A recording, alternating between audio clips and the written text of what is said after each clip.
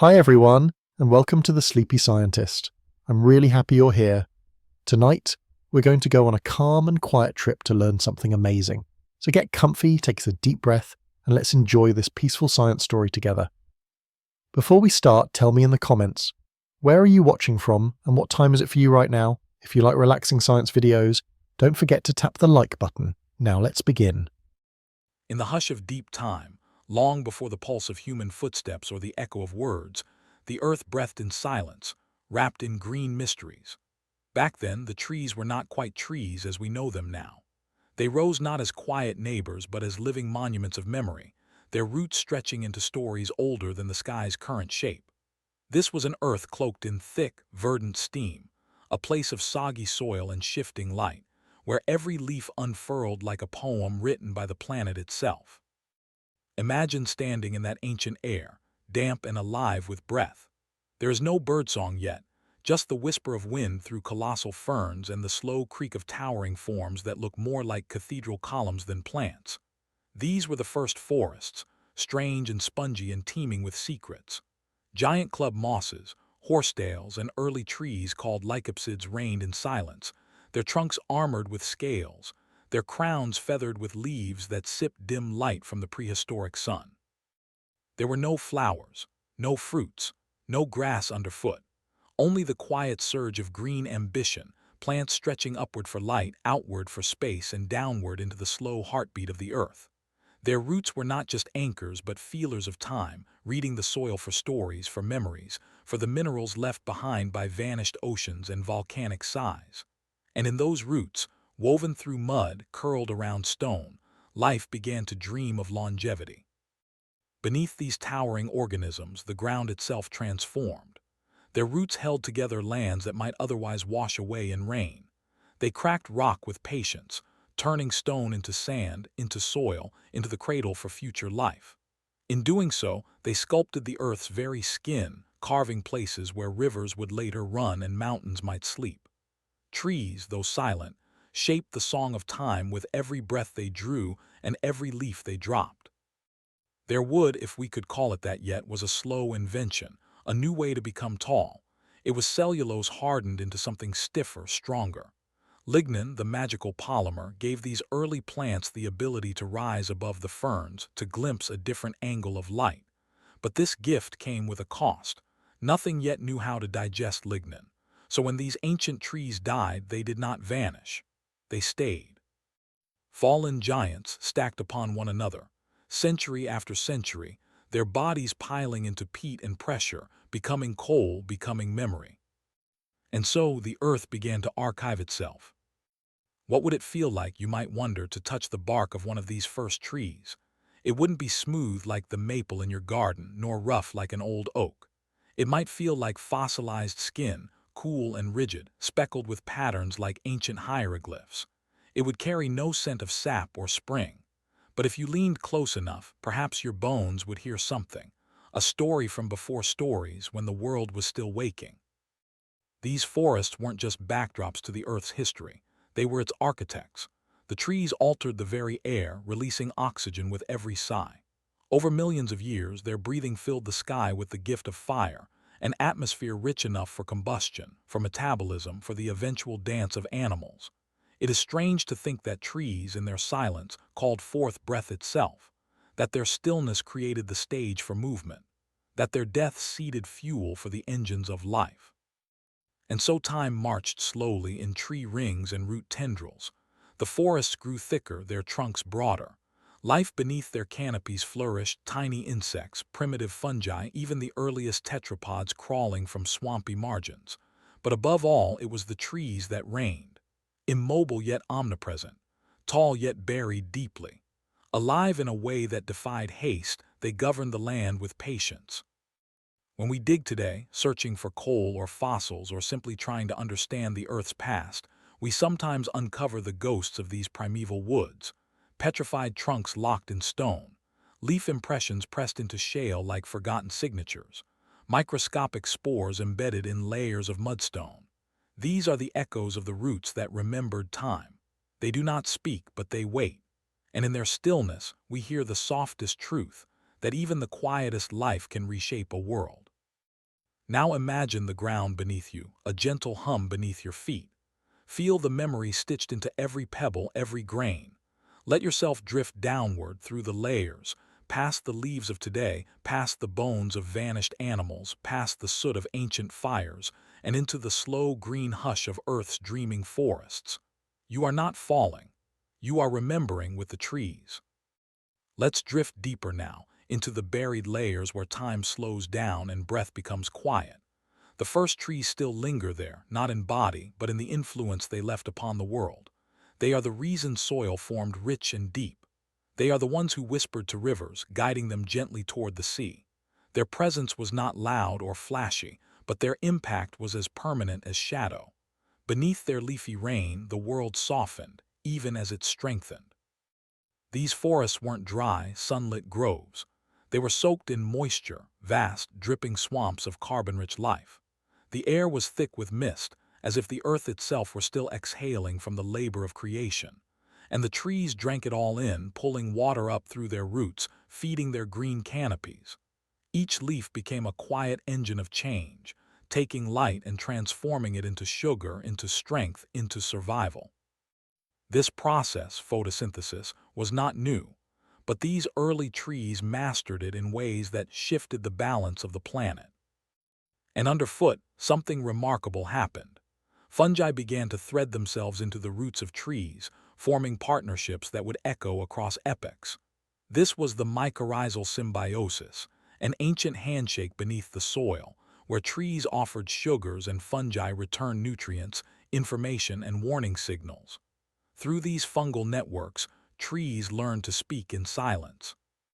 A fallen neighbor, a thirsty sapling, a sick companion, these messages traveled underground, shared not with sound but through living connection. The roots that remembered time also remembered each other. Above, the branches reached slowly into the sky. These trees did not grow fast, they grew deliberately. In each ring of wood they kept the story of a year, the droughts, the floods, the warmth, the chill. If we could listen closely to their trunks, we might hear not words but rhythm, the soft percussion of seasons tapping out across centuries, a language of patience, a vocabulary of waiting. And yet, even in such deep slowness, these forests were not static. They were full of movement, though not the kind you'd see. Leaves curled to shelter from too much rain. Roots bent toward minerals like water finding its way through stone. Spores floated through the mist, invisible seeds of the next generation. Insects began to crawl along bark. Amphibians slipped beneath fallen logs. Life swirled in the puddles, the shadows, the warm decay of leaf litter. All of it woven together like a tapestry, stitched with moss and breath. Sometimes the trees themselves fell, not from rot but from their own ambition. Reaching too high, leaning too far, they would collapse into the spongy ground, where their trunks would begin the slow work of becoming something else. Nothing was wasted. The wood would sink and soften, wrapped in layers of peat. Over thousands, even millions of years, it would become compressed and carbonized, turning into coal, a strange black memory of a tree's final rest. And coal, though now burned in engines and factories, began not as fuel but as forest. When we hold a lump of it today, we are holding the breath of ancient leaves, the strength of forgotten trunks, the shadow of ferns that once basked in golden light.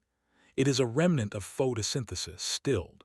It is sunlight made solid, time pressed into matter. These transformations were not sudden. The earth, like the trees, prefers the slow path.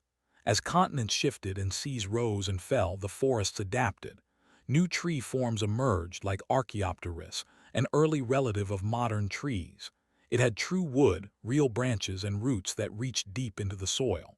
It spread across entire landscapes, some forests stretching unbroken for hundreds of miles. A green tide sweeping across the continents. In this era, the land became recognizable to us, not in the details but in the feeling. Trees lined riverbanks. Forest canopies shaded the ground. Life had verticality now. Height, depth, shelter. But with change came consequence. As trees transformed the air, adding oxygen, absorbing carbon dioxide, the climate itself began to shift. More oxygen meant cooler temperatures. With cooling came glaciation. Ice crept down from the poles. Some forests withered under frost while others migrated slowly toward warmth. Trees don't walk, but their seeds do. Generation by generation, the forests followed the sun. And below the surface, in those dense, waterlogged soils, new organisms joined the dance. Insects evolved to bore into bark, feeding on wood and sap. Millipedes curled beneath leaves. Spiders spun delicate webs in the ferns. Life was finding new niches, new ways to inhabit the vertical world the trees had created. Forests were not just collections of trunks, they were entire cities of life, stacked and breathing. Even now, we see echoes of this age. In fossil beds and petrified groves, we find the impressions of leaves so detailed you can see the veins. Trunks turned to stone, standing upright in forgotten formations. Spores fossilized in the very dust that once fed the roots. And in modern trees, we see the lineage, pine cones, leaf shapes, branching patterns that whisper back to ancestors who lived in a wetter, wilder world. There's a kind of humility in this. Trees, for all their stillness, have seen the world change more than we ever will. They've watched the continents drift, the climates flip, the skies darken and brighten again. They've been rained on by stars, buried in ash, cracked by lightning and wrapped in frost. And through it all, they keep growing. Now, as you rest your thoughts here in this moment, picture yourself lying beneath one of those ancient trees. Feel the damp earth beneath your back, the thick mist clinging to your skin. Hear the creaking above, not as danger but as breath. You are not just looking at the forest. You are part of it, a visitor in the slow cathedral of time. And as your eyes close, imagine this. Every tree carries a memory not only of its own life, but of the world it lived through. Its rings are like pages. Its roots are like veins pulsing with ancestral knowledge. The forest is not just old, it is wise. And in its wisdom, it teaches us this one quiet lesson, that to endure, one must learn to be still, to listen, and to grow in the direction of the light.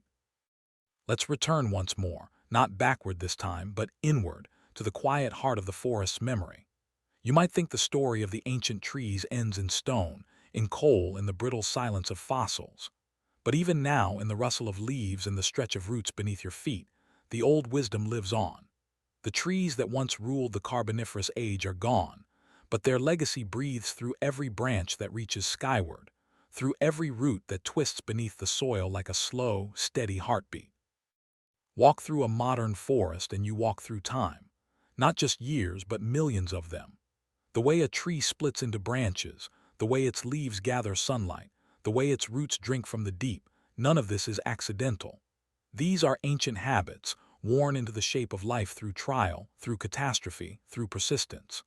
The ancestors of oaks and pines, of redwoods and birches, all trace their lines back to those primeval forests that shaped the sky and carved the land. Even today, trees hold the power to transform. In one breath, they take in carbon from the air. In the next, they release oxygen, simple, invisible, vital. With each breath, they remind us, change doesn't have to be loud. In fact, the quietest forces are often the most enduring. A tree does not run. It does not fight. It stands. It weathers. It gives. And just as in the ancient past, today's forests remain places of connection. Beneath the soil, the mycorrhizal networks still pulse, carrying messages from tree to tree, sharing nutrients, warnings, and wisdom. A mother tree will send sugar to her offspring. A wounded tree will signal its pain. And the fungi, ever loyal, serve as messengers, silent couriers in a vast, unseen communication web. The roots remember more than time. They remember each other. They remember fire, drought, and flood. They remember being stepped on, cut down, burned. Yet still they grow, seeking the moisture, the minerals, the chance to bloom again. A tree never gives up its search for light. And if you've ever stood among trees during a storm, you know the sound, a groaning, swaying, creaking symphony, as if the forest is remembering something it once survived. The wind through the canopy becomes a voice. Not human, not even animal, but something older, something elemental. A language that speaks of endurance not as strength but as surrender to rhythm. Trees do not resist the wind. They move with it. Our own lives are not so different. We too reach for warmth. We too seek connection. We too are shaped by what came before. And just as the first trees turned death into soil, into shelter, into possibility, we too transform moment by moment. The lessons of the forest are not hidden. They are waiting for those who slow down enough to listen. Imagine now lying at the base of a tall, ancient tree, not one from a museum or a fossil bed, but one still alive, still growing. You close your eyes. You hear the leaves whisper overhead. The scent of bark, of moss, of damp earth fills your lungs. Time becomes soft here. The centuries blur. The tree beside you may not be as old as the first forest, but it remembers them. In its genes, in its growth, in the long patience of its life, it carries their memory forward. Somewhere deep within its trunk, the rings build quietly, year after year, not for us to see, but to know that it has lived, that it has seen drought and flood, snow and fire, stillness and storm. The tree does not hurry, it becomes, and that becoming is the forest's greatest wisdom. In this age of speed, of noise, of sudden change, perhaps the story of the ancient trees offers a gentler rhythm, a reminder that growth does not need haste, that roots, though hidden, are what hold us steady, that life, real, lasting life, is built not in moments of flash, but in the long, quiet choosing of light again and again. And what about the trees that walked? The phrase might seem like a dream, a child's fantasy, but in a way it is true. Trees have moved across continents. They have traveled through seeds, through winds, through time. A forest that once stood in Gondwana now breathes on another shore, reshaped but still alive. Their journey is not measured in steps, but in generations, in patience, in persistence. So when we say, "When trees walked," we are telling a story not of feet but of legacy, of a green lineage that refused to vanish, that adapted, evolved, endured, and continues still in the forests we love, in the shade we seek, in the air we breathe. The roots remember, the trees remember, and through them we remember too, who we were, who we are, and who we might still become. So rest here in the hush of memory. Let your breath slow to match the rhythm of leaves above you. Let your thoughts sink like roots into the earth. There is no need to move quickly now. The forest waits. The story is still being written, in rings and roots and rustling green, and you are part of it. Beneath our feet, beneath the stone and soil and city streets, something old still breathes. It is not a sound, not a voice we recognize, but it hums quietly, endlessly in the dark. These are the forests we do not see, the hidden ones, older than memory and deeper than roots. They lie buried beneath time, fossilized in stillness, waiting in silence. But they are not gone. They are folded into the earth's pages, and if we listen closely, we might hear the rustle of ancient leaves beneath the surface. There was a time long before we named forests, when the land was wrapped in vast green oceans of life. Trees rose like columns, thick and clustered, their canopies weaving together like the sky's own tapestry. The ground was wet, soft, and rich with the scent of decay. But decay then did not mean ending, it meant becoming. Every fallen leaf, every shattered trunk returned to the earth with purpose. Layer upon layer of life, pressed gently by time, became the bedrock of the world we now walk upon. These buried forests still exist, in seams of coal running through mountains, in petrified groves beneath deserts, in the black lines that lie quietly beneath riverbeds. Some are millions of years old, their trunks turned to stone, their branches locked in sleep. Others are more recent, forests swallowed by flood or fire, covered by ash or sand. But all of them remain like soft echoes held in the earth's arms. In the coal fields of Europe and China, entire fossil forests have been found, perfectly preserved. Tree stumps still stand upright, roots still twisting into soil that hasn't seen daylight in over 300 million years. Leaves, so fragile in life, have etched their outlines into stone, so clear, so precise, that you can trace their veins with a fingertip. Spores rest like dust on ancient bark, as if still waiting for the season to return. Imagine a forest you cannot walk through, only walk above. A forest that stretches for miles under farmland, under towns, under roads. It doesn't sway in the wind, but it remains. Its silence is deeper than sleep. Its stillness is not absence, but memory. When you stand on such ground, you are not only standing on earth, you are standing on history, pressed flat and wrapped in shadow. These underground forests tell a story of change, of cycles, of endurance. They remind us that nothing is ever truly lost, only transformed. A tree that fell 10,000 years ago might now be part of the soil beneath your garden, its nutrients absorbed by roots of a younger tree, its atoms reshaped into leaves that now flutter above you. Time in the forest is not a straight line. It spirals, it returns, it becomes. In some places, entire forests were swallowed suddenly, by mudflows, by landslides, by the rising of seas. These rapid burials created moments frozen in place like a breath held for centuries. A pine caught midsway, a fern unfurled beneath a sky that never dimmed. Trapped, yes, but not erased. Fossilized not as a relic but as a reminder that life's story is always writing itself, even in the dark. And below even these, deeper still, lies the hidden world of roots and fungi, mycelial networks that stretch for miles, binding tree to tree, forest to forest, even in death. These fungal threads are ancient beyond measure, older than flowers, older than birds, perhaps even older than trees themselves. They live in the dark, feeding on decay, transforming the old into the new. They are the storytellers of soil, the scribes of what once was. To walk across a forest floor is to walk upon layers of time. Each step presses down on decades, centuries, millennia. Beneath your soles might be the ghost of a leaf that fell before humans were born, or the print of a root from a tree that knew only the songs of insects and rain. And all of it still matters. All of it still lives, just not in the way we expect. Modern forests too carry the past within them. In the Amazon, researchers have found traces of ancient roads, lost orchards, and earthworks hidden beneath thick vegetation. The forest grew back, covering the signs of civilization like a blanket. But the memory remained in the soil structure, in the kinds of trees that grow there, in the patterns that emerge only from the sky. The forest forgets nothing. It simply continues. Even in the Arctic, where ice reigns, scientists have discovered the remains of prehistoric forests frozen in time. Trees once grew where now there is only snow.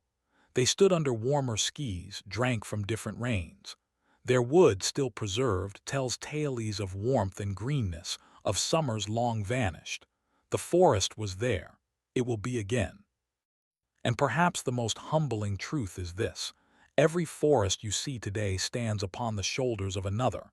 Trees grow from soil made of trees. Leaves rise from the nutrients left by leaves. The forest builds itself from memory. It is not a new creation. It is a continuation. So the next time you walk beneath trees, look not just up but down.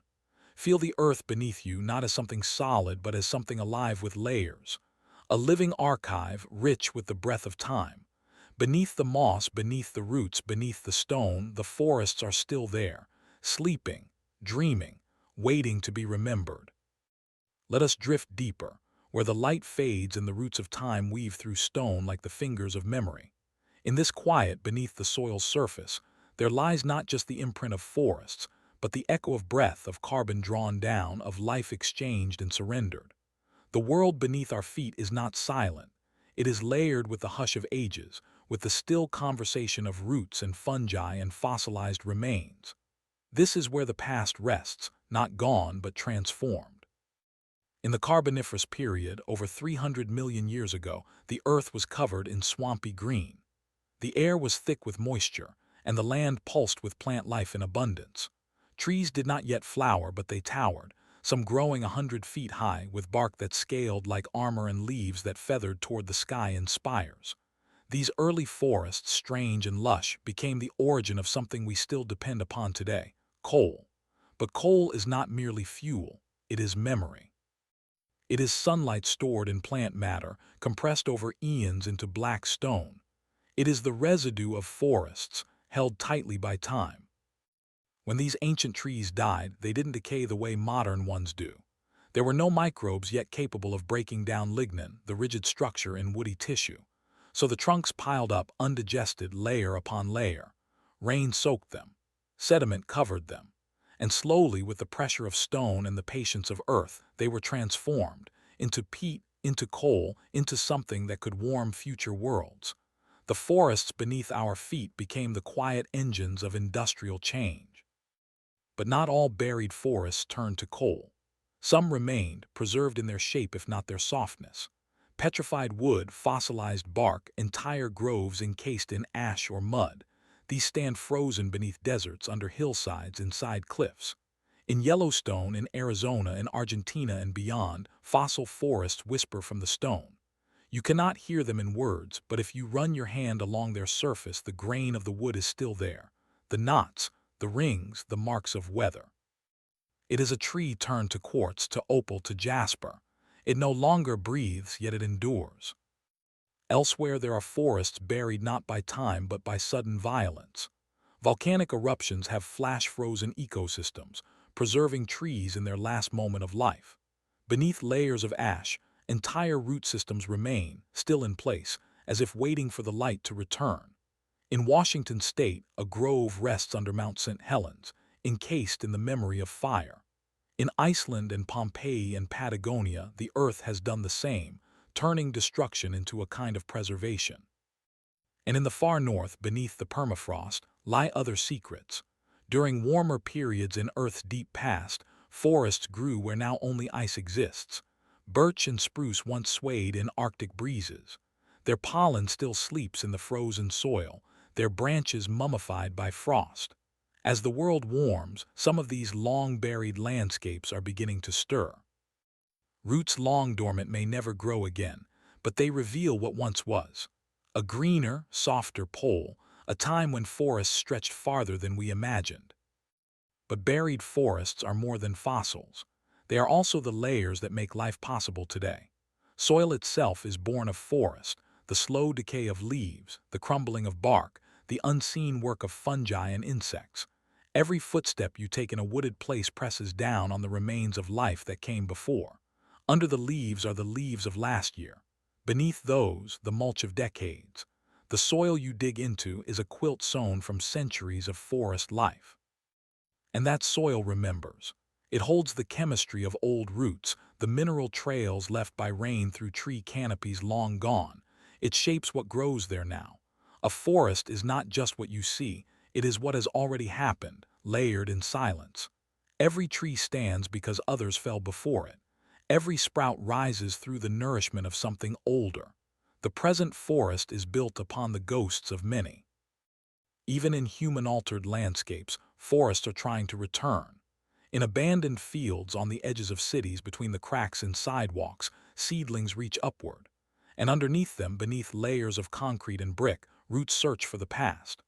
Urban soil, though mixed with metal and debris, still holds the deep pull of life. If given a chance, forests will rise again from what was buried, not as copies, but as new compositions built on memory. Scientists now study these underground layers to understand how forests respond to change. Core samples taken from deep soil show patterns of fire, flood, drought. Charcoal traces the path of ancient wildfires. Pollen grains map the ebb and flow of plant life. Even fungal spores, centuries old, reveal how ecosystems once moved across the land. The buried forest becomes a map, not of space, but of time. And perhaps the most delicate layer of all is the one we carry in our minds, the way forests have rooted themselves in our dreams, our stories, our cultures. In myths, the forest is always a place of transformation, a place where time slows, where wisdom is found, where the lost are sometimes found again. Maybe this is not just imagination. Maybe it is the echo of a truth buried deep in our evolutionary memory, that forests are not just part of our world, they are part of us.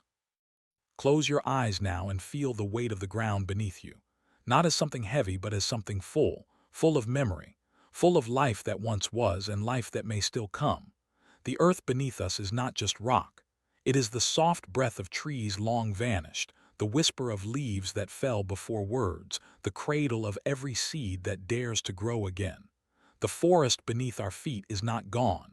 It is simply waiting. Now let us settle into the final stillness, not of ending but of understanding. For the forests beneath our feet are not silent tombs. They are the quiet breath beneath everything that lives. They do not speak in words, yet they shape the way water moves, the way roots seek, the way air holds memory. These hidden forests, pressed into stone and shadow, continue to shape our present as surely as the winds that move above them. Even today, the legacy of buried forests lingers in our daily lives. The coal that warms homes or powers machines, the soil that feeds gardens, the minerals that pulse through our blood, all of them bear the trace of long-vanished trees. Their bodies became the Earth's script, a language written in carbon and calcium, pressed and hidden and still living in new forms. When you hold a piece of coal in your hand, you hold the remains of a forest that once reached for light, breathed rain, and fell quietly into the mud. But more than material, these forests gave us rhythm. They shaped the pace at which life moves. Trees taught the earth to slow down, to endure seasons, to build in rings and layers. They made the land a place of memory rather than chaos. Their roots not only held the soil but stitched together time itself. Without them, there would have been no home for the great migrations, no shelter for the rise of animals, no cradle for human emergence. They made the land habitable, not with speed or force, but with quiet, generational care. Beneath cities, under roads, even deep inside mountains, these ancient groves rest. Some are fossilized, turned to stone. Others are layered in peat bogs, preserved in cold, wet darkness where oxygen never came. In northern Europe, entire forests have been uncovered beneath fields and rivers, still standing upright, as if waiting for the day to return. The stumps are smooth and blackened, but the roots are still twisted deep into the earth, still embracing the shape of a forest long gone. There is something humbling in knowing that where we build our lives, forests once stood, that our foundations are rooted in roots, that every path we walk, every step we take, crosses the quiet memory of leaf and bark and breath. Even our languages carry the echo, words like branch, rooted, grounded, they all trace back to trees, to the forests, to the living past beneath our feet. And yet in the layered stillness there is movement too. Buried forests, once dormant, can shape the growth of what comes next. They influence the chemistry of soil, the shape of land, the pattern of drainage. They become both blueprint and foundation. In this way, the old forests are not just remembered, they participate. Not with leaves or blossoms, but with nutrients, with structure, with silence that offers space for new life to bloom. Sometimes during floods or excavation or quiet discoveries, these forests rise again, revealed by erosion or unearthed by chance. A trunk protruding from a riverbank, a petrified stump in a quarry, a fossilized leaf pressed into stone. These are not just artifacts. They are voices caught in pause. They ask nothing of us, only that we notice, only that we remember. And some forests still sleep, buried not by time but by our forgetting, covered by pavement, pushed aside by construction, paved over by haste. Yet still, beneath the asphalt, the soil breathes the breath of older roots. Still, seeds wait in the dark, some for decades, some for centuries. Life, when it has known how to grow, does not forget. In the Amazon, trees spring up along old footpaths carved by vanished hands.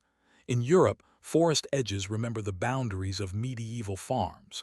In Asia, ancient forest temples are found again, not by maps but by the way the trees bend toward the ruins, reaching like old friends. Forests remember. They are historians of place. They are cartographers of memory. And even in death they give. A fallen tree feeds 1,000 lives. A decayed trunk becomes home, shelter, nourishment. This was true then, it is true now.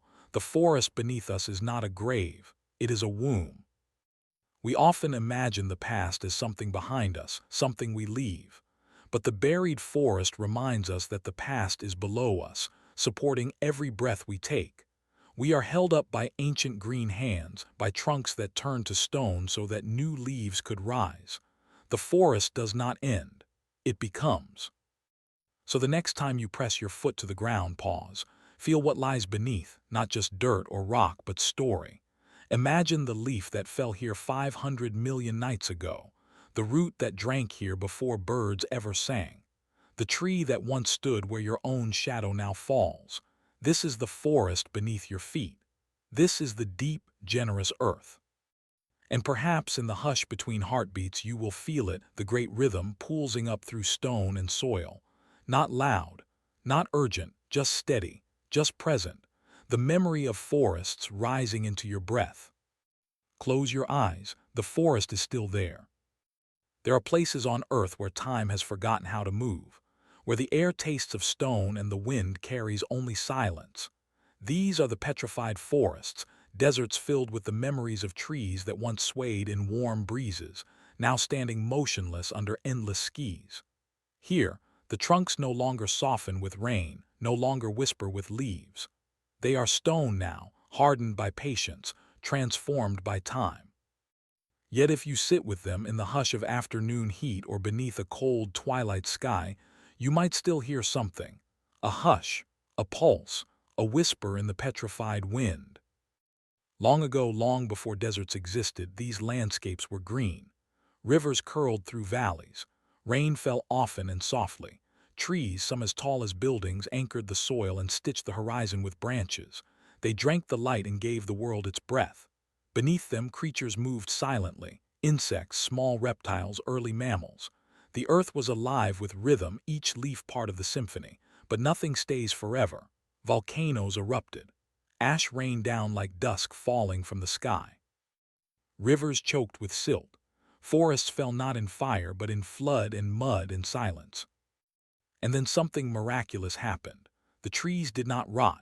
Instead, they absorbed minerals from the sediment-laden water. Cell by cell, their wood was replaced with stone, agate, jasper, quartz. What once was warm and soft became solid and glimmering. Bark patterns were preserved. Growth rings remained visible. Even knots and insect burrows were fossilized, crystallized, caught in a stillness more enduring than memory. The forest had not vanished. It had changed its shape. To walk through a petrified forest is to walk through still echoes. Trunks lie where they fell, scattered across the desert floor like sleeping giants. Some are split neatly, as if by an ancient carpenter's blade. Others remain intact, round and full, their inner patterns gleaming in the sun. The colors are not brown and green as they once were, but red, gold, violet, sometimes blue, hues painted by iron, manganese, copper. These stones were once alive, once filled with water and light and sound. Now they keep their stories within. In Arizona, in Madagascar, and Argentina, these forests lie preserved under open skies. Tourists come and take pictures. Scientists come and take measurements, but the trees do not move. They have waited this long. They will wait longer still. What they offer is not spectacle but time, a glimpse into a world before language, before cities, before memory. A reminder that everything we see, everything we touch, is part of a longer breath. Some trunks remain rooted where they grew, their stone roots still reaching downward into fossilized soil. Others lie shattered, broken by frost or erosion, their fragments carried by wind and gravity. Yet all of them share something profound, transformation without forgetting. Though turned to stone, they remain trees. Not metaphors, not myths, but true witnesses of change. They remind us that loss is not always absence, that stillness is not always silence. The process that preserved them, called permineralization, is slow. So slow it cannot be watched. It begins when water, rich with minerals, seeps into fallen wood. The water fills each tiny pore, each cell wall, each fiber. As the organic material decays, the minerals take its place. Atom by atom, crystal by crystal, the tree becomes more earth than plant. But the shape remains. The structure remains. The forest, though no longer green, endures. And this endurance speaks to something deeper in us. We too are shaped by time, by pressures we do not see, by forces we cannot name. Parts of us harden, others erode. But something essential holds, the shape of who we are, the pattern of our rings, the texture of our memory. In the petrified trees we see ourselves, not in the glitter of their surfaces, but in the quiet way they remain. At dusk the desert cools. The stones hold the heat from the day. Shadows stretch across the ancient trunks. There is no wind now, only the hush of breath in the sand. If you lie down beside one of these stone trees and place your palm upon its surface, you may feel something faint, an echo not of heartbeat but of presence. It is not the tree's voice. It is the world's memory of the tree, held gently in stone. No two petrified trees are exactly alike. Some gleam with reds and yellows, others shine in silver and black. Each tells a different story of the minerals in the soil, of the floods that carried them, of the chemistry of deep time. These colors are not decoration. They are history in color, geology in light. They remind us that even in stillness there is beauty. Even in silence there is meaning. So much of life urges us to move, to act, to progress. But the petrified forest asks something different. It asks us to pause, to listen, to remember that the earth does not hurry, that transformation can take 1,000,000 years, that stories do not have to shout to be heard. The forest does not seek our attention. It has no leaves to flutter, no birds to sing. And yet, it is unforgettable. Perhaps, then, the whisper in the petrified wind is not a voice, but an invitation to slow, to breathe, to touch the past not with analysis, but with awe. The trees no longer grow, but they still give shelter to thought, to memory, to wonder. They offer not shade, but perspective. And as the sky darkens and stars emerge in the cool desert night, the petrified trunks begin to glow faintly with dew. They reflect the starlight, tiny mirrors of a time when they too reached toward the sky. Their branches are gone, but their upward shape remains. They are still reaching, still holding the posture of life. Perhaps that is what they whisper in the wind, that even in stillness we can reach, even in silence we can shine. Let us drift again through the stillness, deeper into the quiet breath of stone. In the heart of petrified forests, time seems to loosen its grip. The air holds no urgency, only the long exhale of ancient transformation. These landscapes are not ruins. They are not remnants.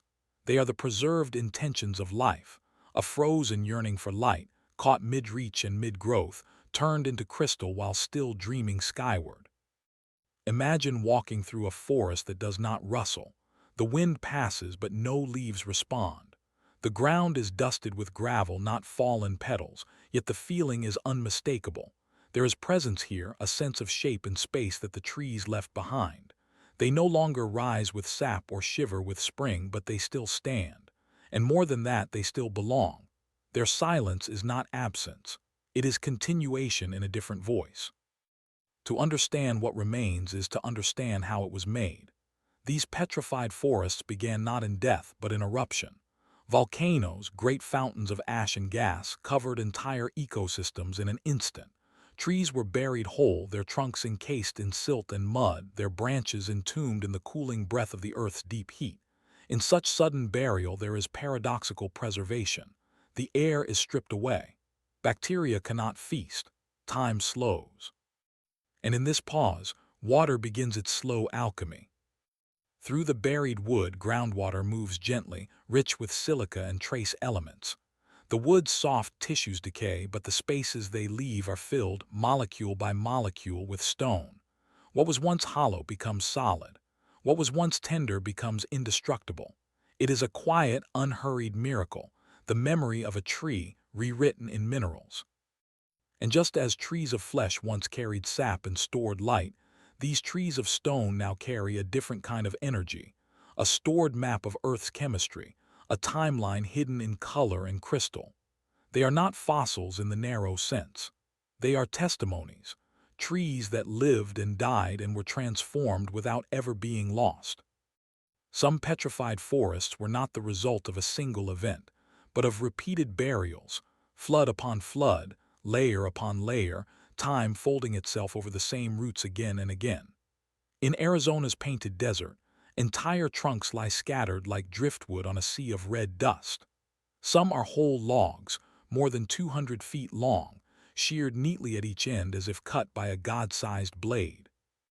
Others are shattered into gleaming shards, each fragment glinting in the sun like a gem split from time itself. The colors within these stones are no accident. Iron gives red and yellow, manganese brings purple, carbon lends black, copper touches blue. Every hue in a petrified trunk tells of the soil it once slept in, the minerals it drank from its grave. And though the trees no longer grow, they reflect growth in another way, a mineral blooming inside a memory. Not all petrified forests lie exposed. Some are hidden still, locked beneath layers of sediment or shielded by desert crust. In Madagascar, in Indonesia, in parts of Europe and the American Southwest, fossilized groves remain beneath ground, patient and unmoving. Only erosion or human curiosity uncovers them, and each time one is revealed, it offers a glimpse into a time when the air was thicker, the planet warmer, and forests reached places where now only sand and shadow remain. To visit a petrified forest is to feel the weight of deep time without burden. You do not leave heavy but hushed. It becomes clear that change does not always mean forgetting, that the world has always been both fragile and enduring, that even when fire and flood undo the green tapestry of life, something is saved, some form, some memory, some mineral sketch that says, "I was here."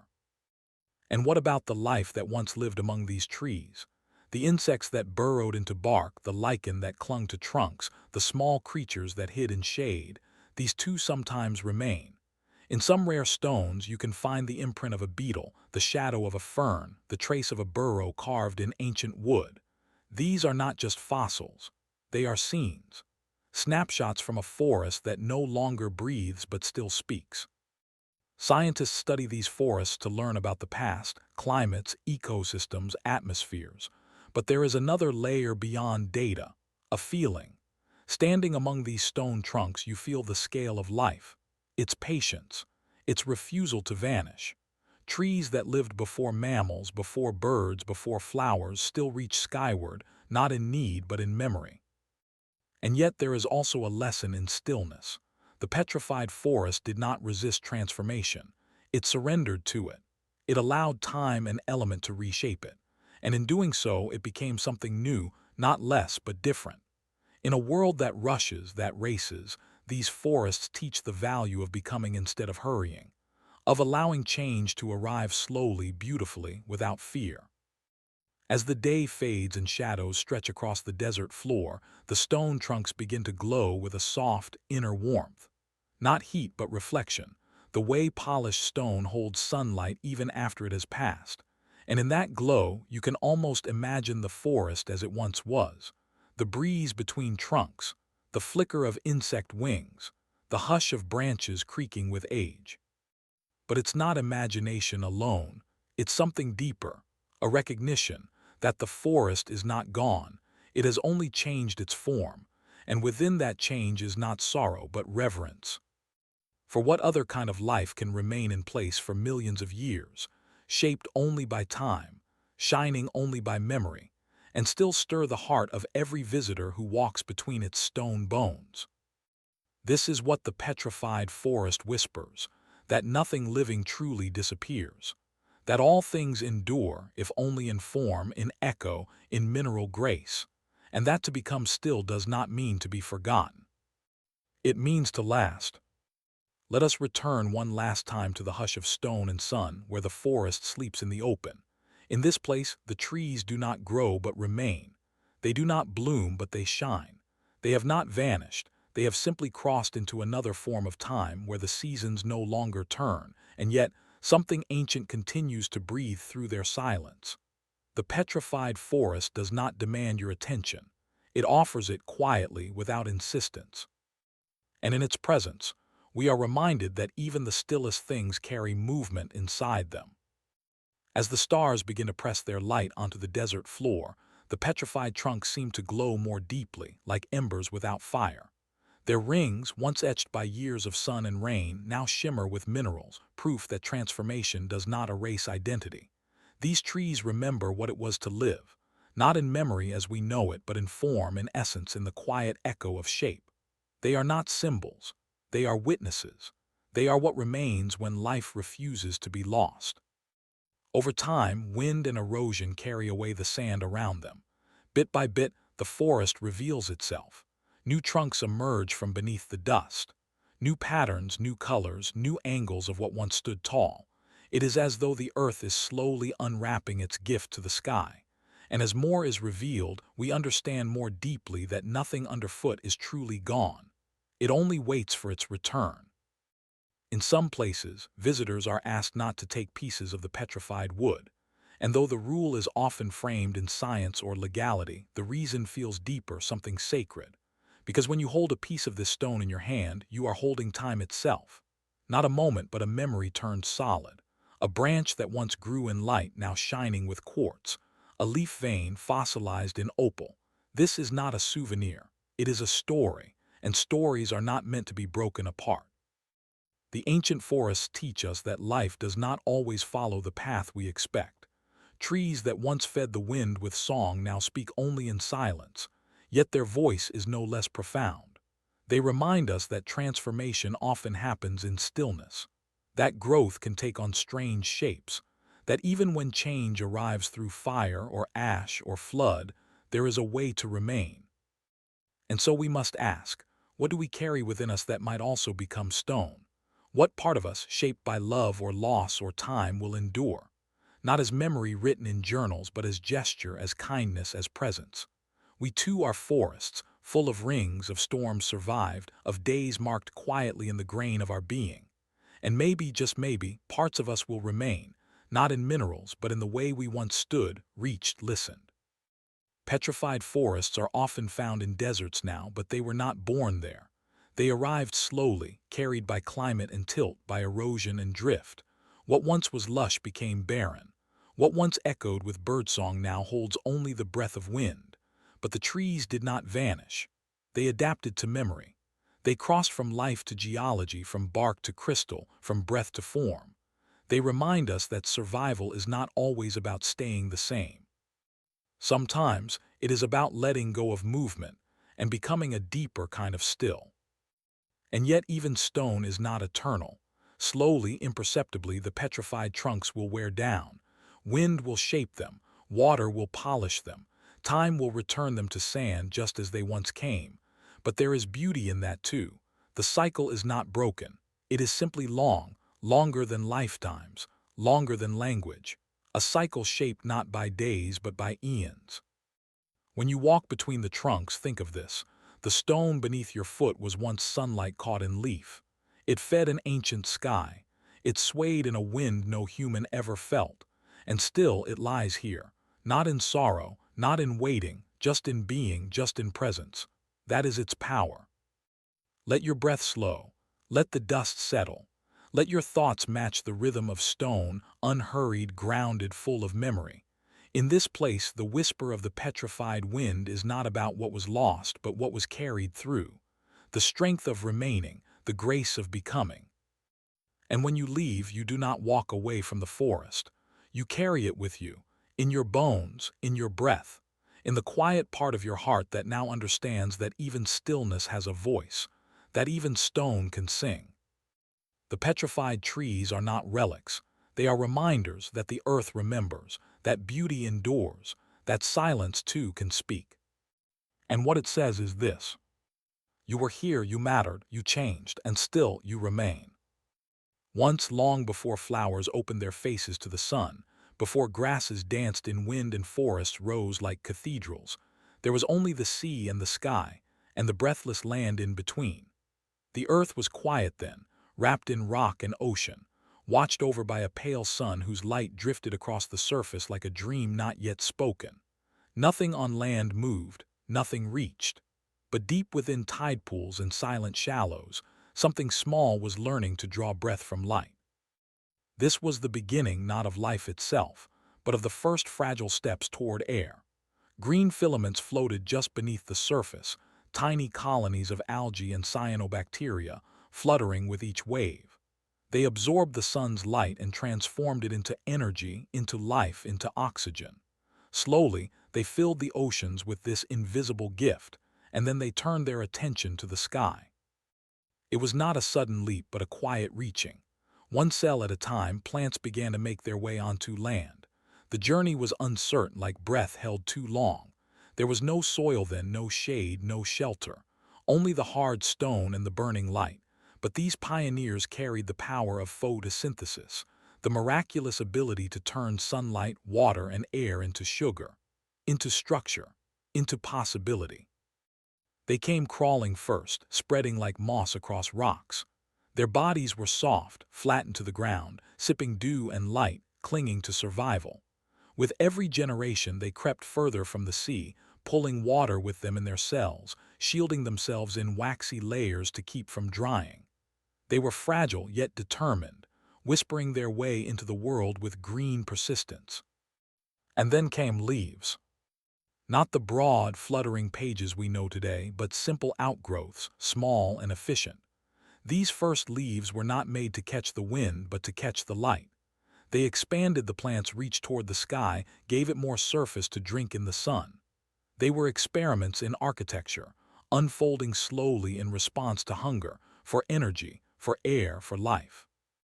The leaf is an extraordinary invention, a living panel of photosynthetic machinery, a lacework of veins carrying water and sugar and signals, a membrane so thin and soft, yet capable of changing a planet's atmosphere. In every leaf, countless tiny pores, stomata, open and close with the rhythm of breath.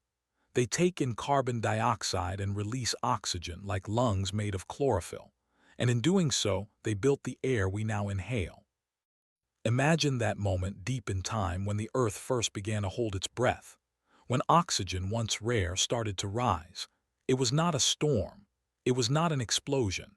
It was a quiet, green exhale repeated 1,000,000,000 times across moss and liverwort and fern. The air began to fill with what we now consider life's most basic ingredient, offered by leaves, gifted without sound. And so leaves became the lungs of the land. They softened the face of the earth. They shaded the soil, cooled the ground, slowed the wind. They gave shelter to insects, food to animals, color to landscapes. They turned barren stone into habitat. They transformed the very texture of the world. But it was not easy. The atmosphere was raw. The sun was harsh. Water was scarce beyond the coastline, yet leaves adapted. Some grew thick and leathery to conserve moisture. Others became narrow to survive in fierce heat. Some curled to reduce their surface. Others opened wide like hands hungry for warmth. Every shape was a reply to the world's challenges. Every vein a response to need. Over time, forests emerged, first of club moss and horsetail, then of conifers, then of flowering trees. And with them came a revolution in breathing. Leaves diversified, flourished. Some dangled like ribbons, some stretched like fans. Some spiraled, some clustered, some formed canopies that touched the clouds. They were more than parts of a plant. They were artists of the atmosphere, sculptors of air. And all the while, the earth breathed deeper. The oxygen that leaves exhaled made more than air. It made fire possible. It made complex animals possible. It made thinking possible. The brain you carry, the lungs you use, the heart that beats quietly within you, all are made for a world shaped by leaves. Without them, our breath would still be short, the skis still quiet. The leaf taught the world to inhale. And even today, in every corner of the earth, leaves continue their quiet work. In cities and valleys, in forests and gardens, they open themselves to light and transform it into nourishment, not only for the plant but for the planet. They breathe in what we breathe out. They exchange life with us, without demand, without pause. In every breath you take, there is a story of green, a whisper of a leaf in sunlight, a silent partnership across time. So hold that breath a moment longer. Let it sink into your chest, your ribs, your blood. And know that somewhere, a leaf opened to the sky and gave that breath to you. Let us drift deeper now into the intricate life of leaves, not just what they became, but how they continue to shape every corner of the living world. The leaf, so delicate, so seemingly simple, is among the most powerful inventions in the history of life. From its slender skin comes forests, meadows, harvests, and air. It is a structure that, by catching light and giving breath, has rewritten the rules of existence. Inside each leaf, there is a quiet symphony. Layers of cells arranged like a temple of glass and green, veins branching like rivers through a delta, and in the spaces between, tiny factories humming with photosynthesis. Sunlight enters and strikes chlorophyll, which sings with photons and begins the conversion of energy. Carbon dioxide is drawn in. Water is lifted from root to tip. And sugar, sweet, vital sugar, is born from this marriage of air and light. It is this sugar that feeds the plant, that fuels the growth of forests, that enters the mouths of insects, then birds, then mammals, then us. But more than food, the leaf gives oxygen. Its exhale, our inhale. A single mature tree can produce enough oxygen in a season for 2 human beings. A square meter of healthy leaf cover can generate liters of air every day. And while we rarely notice it, the entire sky is shaped by this process. Every cloud that floats, every breeze that drifts, moves through an atmosphere thick with the breath of leaves. Even the shape of a leaf is a dialogue with its environment. In rainforests, leaves grow broad and thin, capturing as much filtered sunlight as they can beneath the high canopy. Some have tips that let water run off quickly, preventing mold in the wet, warm air. In deserts, leaves become small, waxy, or even reduced to spines to conserve water and resist heat. In the cold, some trees shed their leaves entirely, retreating into stillness until warmth returns. Others keep tough, needle-like leaves all winter, holding on to green through frost and snow. The leaf is a listener. It senses light, moisture, carbon, temperature. It responds to drought by folding in. It warns other parts of the plant with chemical messages when it is bitten or burned. It can thicken, curl, toughen. It can fall and surrender so that something stronger may grow in its place. Leaves are also mathematicians. Their veins follow fractal patterns, repeating shapes in smaller and smaller scales. This design allows for the even spread of nutrients and strength throughout their surface. Their arrangement on a stem, spiraled, opposite, clustered, is calculated to reduce overlap and maximize exposure to light. It is geometry in motion. It is biology with elegance. And yet, for all their design, leaves are not permanent. They are born, live for a season or a few, then fall. But even in falling, they give. Their decay feeds soil. Their skeletons become shelter for beetles, mulch for fungi, homes for seeds. A fallen leaf is not a failure, it is a continuation. What it once gave to the air, it now gives to the ground. In autumn, this cycle becomes visible. Chlorophyll fades and the hidden pigments rise, reds, golds, purples. These colors are not just beauty, they are memory, the story of sunlight stored, now released. When a leaf changes color, it is not dying. It is revealing. It is offering back to the world all that it has gathered. Across the world, humans have long watched leaves to understand time. The first bud of spring marks hope. The first yellow of fall signals rest. In poetry and myth, the leaf becomes symbol of change, of fragility, of wisdom, of the soul. In some traditions, each leaf is a message from the spirit world. In others, a promise that life continues. Science, too, listens to leaves. Satellite images measure the greenness of continents to track climate and health. Botanists study leaf shapes to map evolution. Ecologists watch the timing of leafing and falling to understand the rhythms of entire ecosystems. A single leaf on a branch can speak of the health of a forest. It is small, but never silent. Leaves are everywhere, but they are never ordinary. They hold ancient stories in every vein. They are older than flowers and have outlasted ice ages, meteor strikes, mass extinctions.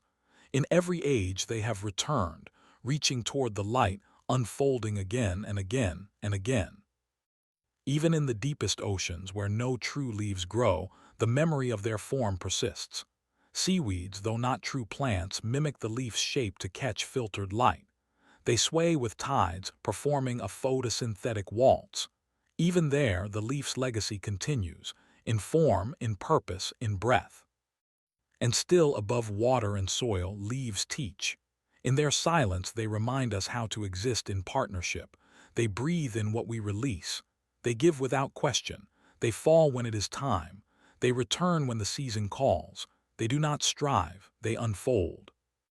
Next time you stand beneath a tree, look up and notice the pattern of leaves above you.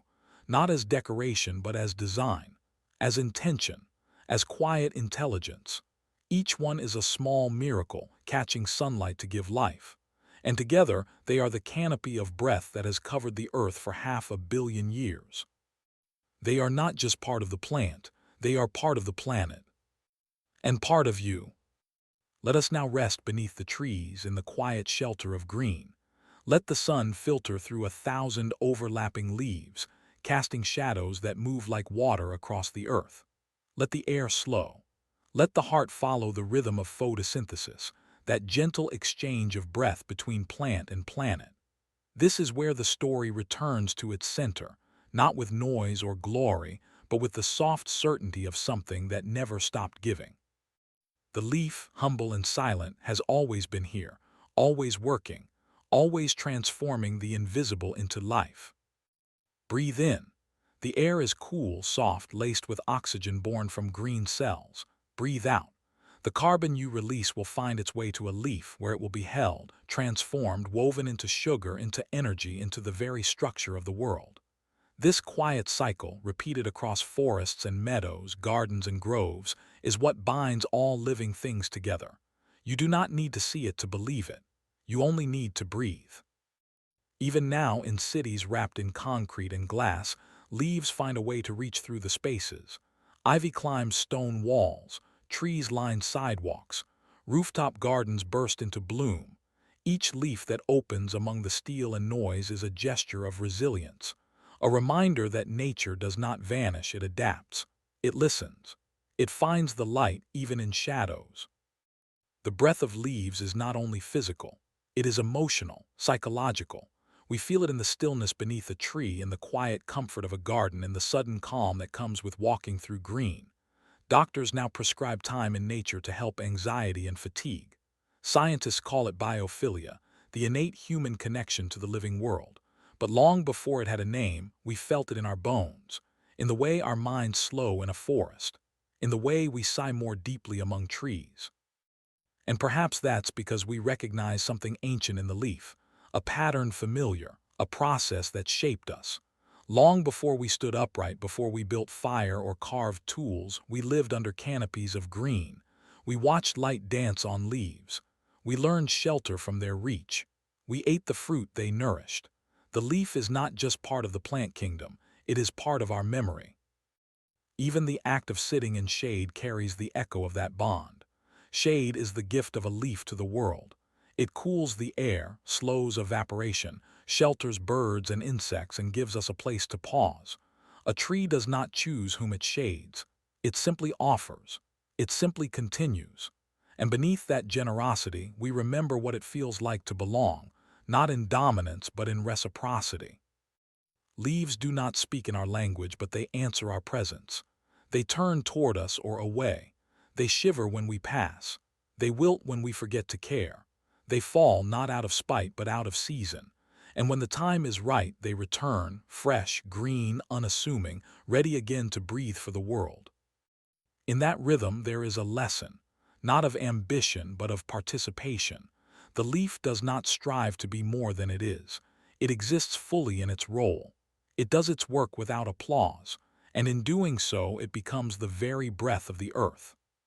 When we touch a leaf, we are touching the surface of a miracle, not because it is rare, but because it is so constant. The same process that powers the tallest redwood also hums within a weed at the edge of a sidewalk. The same green that fills rainforests paints the moss on a forgotten wall. The same breath connects them all, and us with them. Even after a leaf falls, its work continues. On the forest floor, it decomposes into nourishment, into habitat, into structure. It becomes part of the soil, which then holds the roots of the next season's growth. In this way, the leaf is never wasted. Its life, its death, its return, each step is a gesture of continuity. Some leaves fall with a flourish, others disappear quietly, but all of them return to the earth as they came, from it, through it, back into it. This is not a cycle of loss. It is a rhythm of renewal, one that we are part of whether we notice or not. So let us notice. Let us watch the leaves as they flutter, as they curl, as they stretch toward the sun. Let us listen to the soft rustle of their bodies brushing one another in the breeze. Let us learn from their patience, their purpose, their peace. And when the wind comes, as it always does, and carries the leaves across the ground in swirls and spirals, let us see not just a season turning, but a world breathing. a conversation continuing, a reminder unfolding. Because in every breath we take there is a memory of green, a fragment of a leaf's quiet labor, a gift passed from cell to sky, from tree to lung, from root to ribcage. The leaves that learned to breathe did not just change the earth. They made it livable. They made it beautiful. And they're still breathing for all of us. There are places on earth where night never fully leaves, where the air hangs thick with moisture, and time folds into itself like mist curling around the ankles of trees. These are the ancient swamps, the lowlands of memory, where water does not flow in haste but lingers, and the land is neither fully earth nor fully water. Here, under canopies of tangled green, stars vanish into the haze, and the sky seems to kneel before the breathing ground. The swamp is not empty. It is full of secrets, of stories, of ancient life drifting just beneath the surface. Long before humans walked or birds flew, the swamps were already old. They rose from the floodplains of a young world when rivers overflowed and forests adapted not by fleeing water but by welcoming it. Plants learned to root in silt, to breathe through trunks, to sway with the tide instead of resisting it. The air thickened with warmth and decay. Insects thrived. Amphibians bloomed. And beneath the surface, in the dark, dead leaves layered themselves century upon century, until the water became a library of decomposition and memory. Swamps are more than wetlands. They are time slowed into matter. They are the earth's pause, its exhale, its long, slow whisper. And in that hush, evolution carved new paths. Trees like cypress and mangrove developed strange breathing roots that reached upward like fingers seeking the air. Moss coated every surface like a second skin. Ferns unfurled in shadow. Nothing rushed, but nothing stopped. The swamp, unlike the river, is not in a hurry. It holds what others discard. And in return, it shapes the world. The peat beneath a swamp is not just mud. It is the preserved history of carbon, held tightly in a wet grip. Leaves that fell 5,000 years ago might still rest there, not decayed but softened, folded into the black richness of the ground. The gases that rise, methane, the ghost of breath, are not warnings but memories, released like sighs from an ancient dream. When we step into a swamp, we do not step into water alone. We step into deep, living time. In some of these places, you can still find the bones of mammoths, the trunks of trees that last saw sunlight in the Ice Age, the pollen of plants that no longer grow. The swamp forgets nothing. It holds the stars not in the sky but in its reflection. When night falls and wind stills, the surface of a swamp becomes a mirror, a sky turned inside out. The stars disappear above, only to appear below, trembling in the ripples of a lily's pad or a frog's breath. But the swamp also teaches something subtler. It shows that decay is not the opposite of life, it is part of it. In the rot of wood and the bloom of algae and the smell of sulfur and the shine of dragonflies, there is no shame. There is only exchange. Everything that falls becomes something else. Death feeds roots. Shadows feed light. In this watery in-between, transformation never stops. And in that transformation, ecosystems flourish. Herons walk on stilts across the shallows, their reflections barely touching. Alligators slip silently between cattails. Fireflies blink their tiny lanterns above the reeds. Beneath it all, turtles sleep in mud, and catfish trace ancient paths through channels no map remembers. Life here does not roar, it murmurs, but its depth is unmatched. The swamp is also a scientist. It filters water, pulls toxins from soil, balances nutrients in ways no machine could replicate. It absorbs floodwaters like a sponge, cradles endangered species in its soft hands, and sequesters more carbon than most forests. But it does this without spectacle, without applause. Its miracles are slow. Its healing is subtle. And perhaps that is why it's often misunderstood.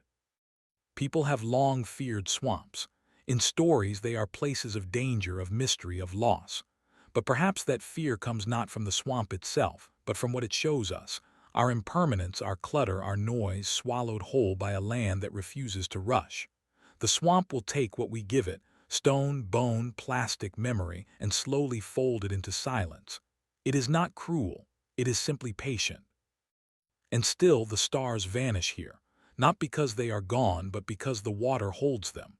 In the early morning, when mist rises in coils and light breaks through in slants, you might see them again, scattered not across sky, but caught in dew, in the eyes of frogs, in the delicate trembling of moss. The swamp did not eat the stars. It learned to carry them differently. So now imagine yourself standing there, ankle-deep in soft water, dragonflies orbiting your knees. Around you the air hums with unseen wings. The trees lean over you like old, breathing statues. The scent is sweet and earthy like rain on bark. And beneath your feet, layered and quiet, lie centuries of green. You are not lost. You are surrounded. You are not adrift. You are part of the breath. Close your eyes. The swamp remembers you. The stars are still here. The story is still being written, in mud, in mist, in the long, wet syllables of leaf and root and breath. Let us slip gently beneath the surface now, where the water grows darker and the roots of trees weave like dreams through the soil. The swamp, far from still, is full of slow motion, every molecule moving with purpose, every drop of water holding memory. This is not a place of death, as some believe. It is a place of continuation. Where other ecosystems end, the swamp begins. Where others shed what they cannot hold, the swamp keeps it close, cradling even decay like something sacred. Here, in this watery embrace, ancient processes unfold each moment. Leaves fall into water and soften over weeks, over months. Wood sinks and loosens its shape, but never quite disappears. Instead, it becomes part of something larger, part of the bottom, the base, the heartbeat. Mud thickens not with waste, but with potential. It is rich with nutrients, with microbes, with the ingredients for new life. The swamp is not dirty, it is fertile. It is the womb of the wild. And so new growth emerges in places where sunlight seems scarce. Ferns unfurl in the shade of cypress knees. Vines climb trees that have stood in water for centuries. Carnivorous plants like pitcher plants and sundews glisten in pockets of open light, their sticky surfaces waiting for insects. They do not take more than they need. They take only what the soil cannot give. Even in hunger, the swamp is balanced. Look closely and you will find entire communities woven into every inch. A single fallen log in the water can become a city, home to fungi, mosses, insects, salamanders. Above, the chorus of frogs begins at dusk, each call a ripple of sound that travels across the water. At night, the air shimmers with fireflies, their slow blinking like a language the swamp never forgot. It is a kind of orchestra, made not with strings or horns, but with breath, wing, and water. And beneath all this life, below the surface, ancient forces are at work. The peat layers deepen. The carbon accumulates. In places undisturbed, these layers grow year by year, century by century. They trap carbon from the air, storing it far more effectively than even dense forests. The swamp does not boast about this work. It does not need to. It simply continues, quietly drawing the breath of the sky down into its black depths and holding it there in stillness. Scientists now know that swamps and wetlands are among the most valuable ecosystems on Earth, not for what they give in wood or beauty, but for what they do unseen. They filter water, preventing pollutants from reaching rivers and seas. They reduce flooding by absorbing rainfall like sponges. They host species found nowhere else. They are, in a very real way, the kidneys of the planet, purifying and balancing what flows. And yet we drain them. For centuries, humans have carved channels, built dikes, poured concrete to push the swamp back. We saw them as waste, as obstacle, as nuisance. Cities were built over their bones. Fields were carved from their edges. But the swamp remembers. And when rains come harder, when storms rise higher, the land remembers what it once was. Water returns to its home, and the swamp reclaims what was always its. Still, it welcomes us, if we listen, if we learn. In Louisiana's bayous, the trees rise from the water with wide, flared bases, adapted to flood, to shift, to survive. Their roots form knees that poke above the surface, breathing in silence. Spanish moss hangs from branches like whispers. In the Okefenokee, blackwater reflects the sky like obsidian glass. In the mangrove swamps of the tropics, roots twist above the tides, capturing sediment, building land, creating nursery grounds for fish and birds. Each swamp has its voice, its dialect, its heartbeat, and all of them are ancient. Somewhere in the mud there may still lie the footprints of mastodons, the scattered teeth of prehistoric crocodiles, the shells of snails that lived before continents drifted into place. These are not ruins, they are roots. The swamp does not bury its past, it carries it. It layers it, one breath over another, one season folded into the next. And through it all the stars return not overhead but beneath. On still nights the surface of a swamp becomes a second sky. Each light from above finds a twin in the water, dancing slightly with ripples, merging with lily pads, trembling with the passage of a heron's shadow. The swamp swallows nothing. It holds. It reflects. It remembers. To lie at the edge of a swamp is to feel time differently. Minutes do not pass here as they do elsewhere. They stretch. They soften. A dragonfly's flight feels as long as a sunset. The opening of a single water lily feels as sacred as the changing of a season. There is no urgency here. There is only rhythm. And so we sit and we watch. A turtle lifts its head from the water and disappears again without a sound. Somewhere, a kingfisher dives and rises, shaking droplets like stars from its wings. The scent of damp soil and decaying leaves fills the air, not unpleasant but grounding, deep and old. It is the smell of things returning to where they came from. The swamp is not afraid of rot. It understands that from rot comes richness. Even the fog that drifts low in the morning seems to carry memory. It clings to branches, drapes over grasses, curls in eddies between roots. It does not obscure, it reveals. It makes you slow down, look closer. The swamp does not give you its secrets all at once. You must earn them through stillness, through patience, through presence.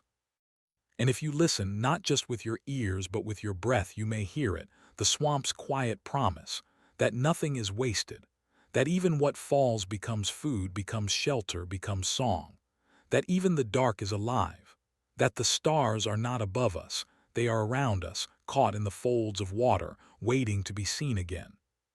In the swamp, nothing is lost, not even the light. Let us settle into the final hush, where night thickens and the swamp hums with the low music of stillness.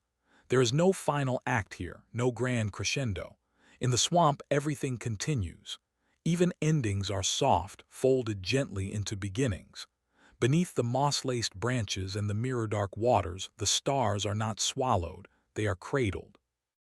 And the trees, the roots, the soft decay, they hold those lights like memory, glowing faintly in the breath of frogs, in the slow rise of mist, in the curve of sleeping vines. The swamp does not forget. Its waters carry the history of the sky, of the creatures that wandered through, of the storms that came and went, of footsteps that never returned. All of it is remembered, not with clarity perhaps, but with depth. In the shifting currents below the surface, in the sediment pressed by years, there are layers of story so deep we cannot name them. A single handful of swamp mud may hold the pollen of a forest that vanished 10,000 years ago, the spores of fungi that flourished before language, the shell of a snail that once knew the rhythm of ice age rains. It is a book without pages, bound not in paper but in patience. And through that patience, the swamp becomes something more than a place. It becomes a practice, a way of being. To live like a swamp is to learn to absorb without drowning, to nourish without noise, to hold space for things the world casts off. It is to be still without stagnating, dark without being empty, slow without being lost. The swamp is not waiting, it is witnessing. And in that witnessing, it teaches. We often look to the sky for wonder, for signs, for the sacred. But the swamp reminds us to look down to the roots, the water, the humus, the breath of things below. It reminds us that divinity lives in mud as much as in stars. That decay is not failure but transformation. That reflection can come not from clarity but from murkiness.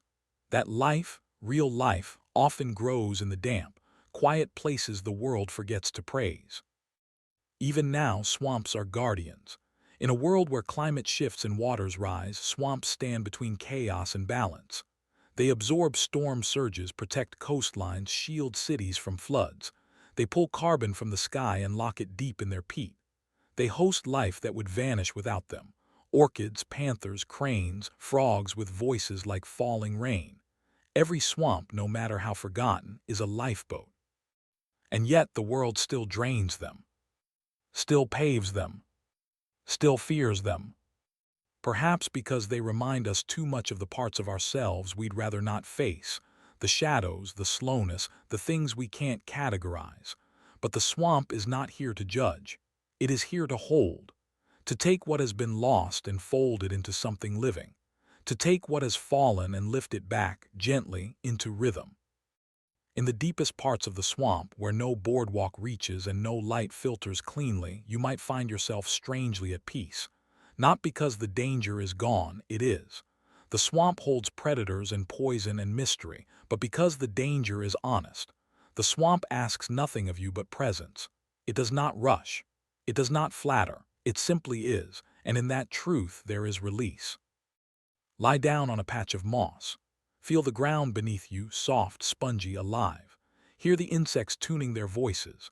Watch the canopy sway gently overhead as if moved by breath instead of wind. Close your eyes. In this stillness, the stars do not disappear. They sink. They become the glow on the water, the gleam in the eyes of a raccoon, the flash of a fish's scale just beneath the surface. The stars are not lost. They are here in the swamp's body, pulsing faintly with every ripple. When we walk away, the swamp does not close behind us. It remains.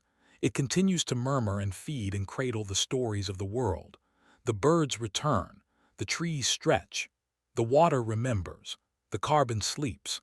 And somewhere in the shallows, a single firefly lifts into the air, carrying with it a soft, golden memory of something too old to name. The swamp swallowed the stars not to hide them, but to carry them. To turn light into life. To hold the sky where it can be felt, not just seen.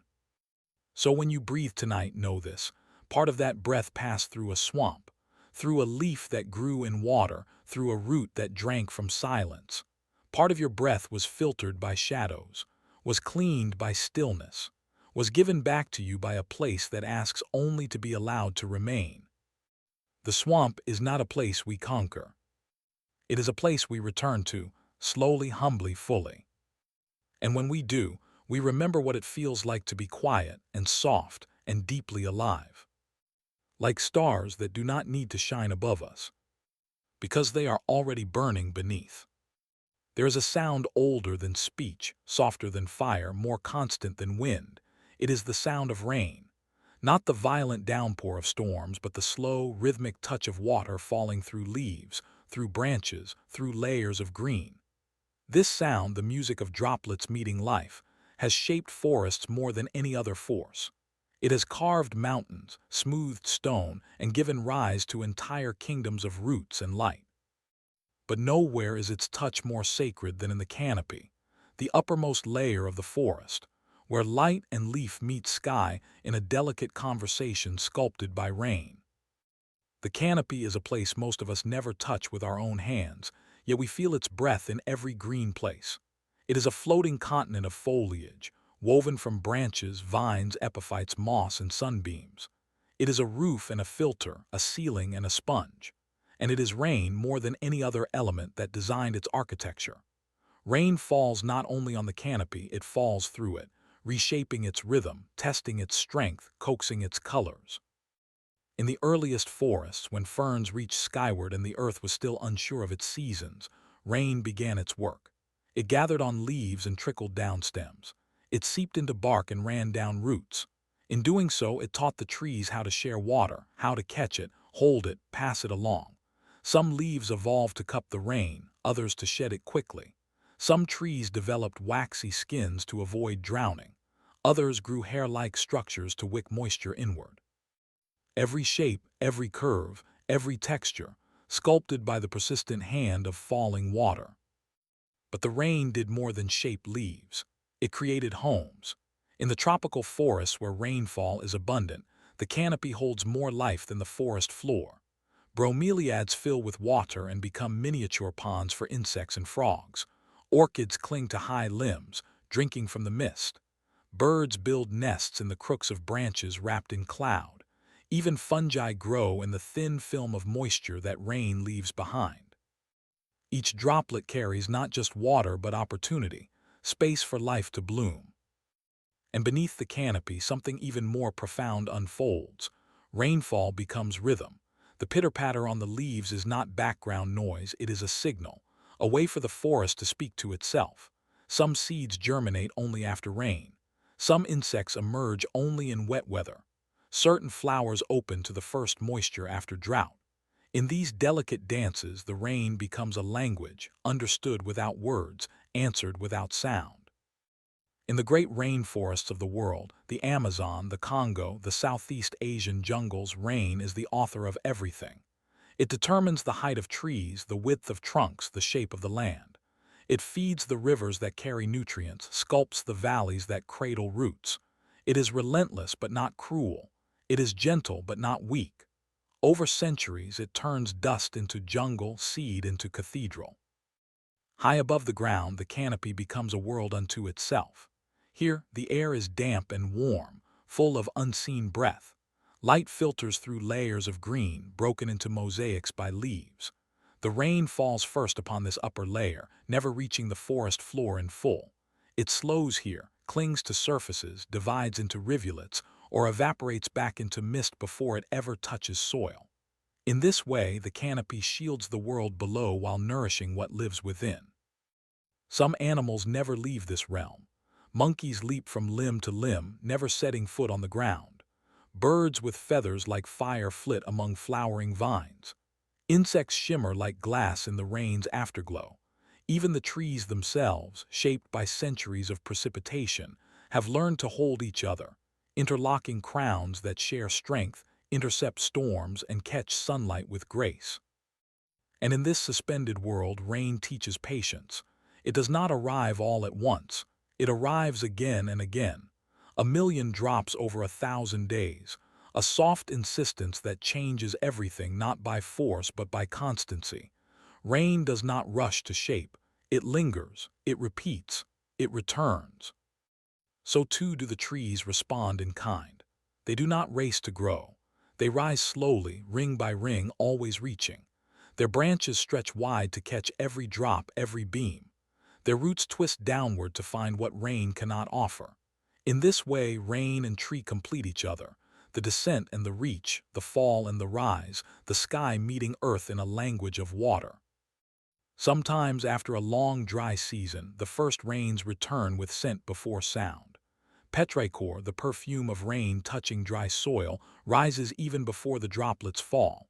In the canopy, this scent is sweeter, rich with pollen, sap, and leaf. It signals not just relief but celebration.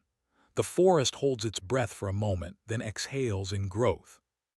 Even in places where rain is rare, its memory lingers. Trees shape themselves to store it. Leaves curl into catchments. Bark becomes sponge. Some species bloom only after rain, opening for a single day to catch the sun before vanishing again. In every adaptation, the forest reveals its gratitude to water. And still, we often forget the artistry of rain. We rush through it with umbrellas, hide from it beneath roofs. But in the forest, there is no hiding. The rain is not an inconvenience. It is life. It is the artist behind the architecture, the sculptor of shade, the painter of green. Without it, the canopy would crumble. With it, the forest breathes. Close your eyes and imagine yourself in that canopy now, not above it, but within it. Rain touches your skin through layers of leaf. The air is thick with scent and sound. Water trickles down your arms. A frog calls. A bird shakes droplets from its wings. And far below, the forest floor remains dry because you are part of the ceiling now.